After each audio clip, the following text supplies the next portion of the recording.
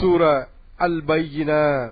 அளவற்ற அருளாளனும் நிகரற்ற அன்புடையோனுமாகிய அல்லாஹுவின் திருப்பெயரால் துவங்குகின்றேன்.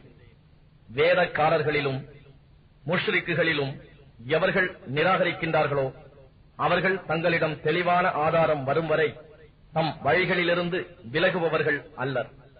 அத்தெளிவான ஆதாரம் அல்லாஹ்விடம் இருந்து வந்த தூதர் அவர்களுக்கு பரிசுத்தமான ஆகமங்களை ஓதி காண்பிக்கிறார் என்பது. அவற்றில் நிலையான சட்டதிட்டங்கள் வரையப்பட்டுள்ளன.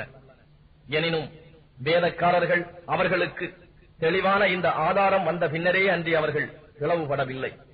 அன்றியும் இதை தவிர வேறு ஒன்றும் அவர்களுக்கு இத்தூதர் மூலம் ஏவப்படவில்லை.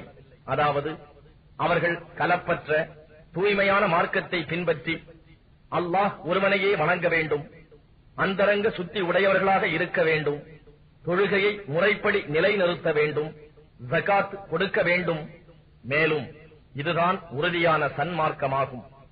நிச்சயமாக வேதக்காரர்களிலும் முஷ்ரிக்குகளிலும் எவர்கள் நிராகரிக்கிறார்களோ அவர்கள் நரக நெருப்பில் இருப்பார்கள், அதில் என்றென்றும் இருப்பார்கள்.